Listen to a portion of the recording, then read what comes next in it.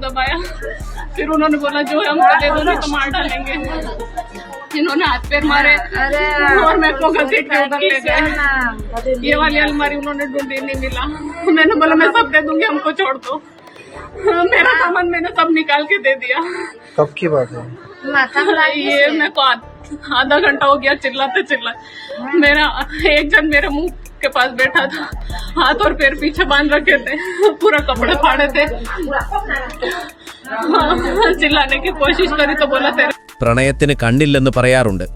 എന്നാൽ ഇവിടെ പ്രണയം ഒരു മനുഷ്യന്റെ ജീവനെടുക്കുന്ന ക്രൂരതയിലേക്കാണ് വഴിമാറിയത്. മധ്യപ്രദേശിലെ ധാർ ജില്ലയിൽ സ്വന്തം ഭർത്താവിനെ ഭാര്യയും കാമുകനും ചേർന്ന് കൊലപ്പെടുത്തിയ വാർത്തയുടെ ഞെട്ടിക്കുന്ന വിവരങ്ങളാണിപ്പോൾ പുറത്തുവരുന്നത്. കൊല്ലപ്പെട്ടയാൾ ജഗദീഷ്. പ്രതികൾ ജഗദീഷിന്റെ ഭാര്യ നിർമ്മല, നിർമ്മലയുടെ കാമുകൻ സന്ദീപ്, ഇയാളുടെ സുഹൃത്ത്. സംഭവം: സ്വന്തം ഭർത്താവിനെ ഒഴിവാക്കി കാമുകനൊപ്പം ജീവിക്കാൻ ഭാര്യയും കാമുകനും ചേർന്ന് നടത്തിയ ക്രൂരമായ കൊലപാതകം. ജഗദീഷിന്റെ ഭാര്യ നിർമ്മലയ്ക്ക് സന്ദീപ് എന്ന യുവാവുമായി വിവാഹേതര ബന്ധമുണ്ടായിരുന്നു.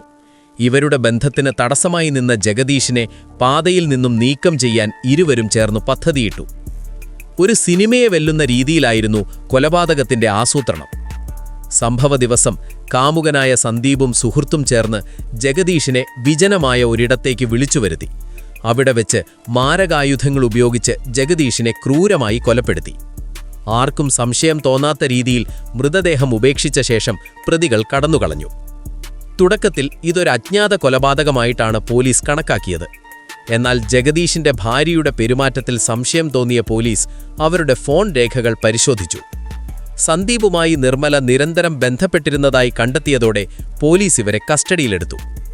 പോലീസിന്റെ ചോദ്യം ചെയ്യലിനു മുന്നിൽ പ്രതികൾക്ക് അധികനേരം പിടിച്ചു നിൽക്കാനായില്ല.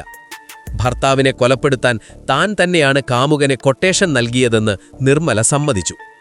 കാമുകനൊപ്പം ജീവിക്കാനുള്ള ആഗ്രഹമാണ് ഈ കൊടും ക്രൂരതയ്ക്ക് പിന്നിലെന്ന് പ്രതികൾ പോലീസിനോട് വെളിപ്പെടുത്തി.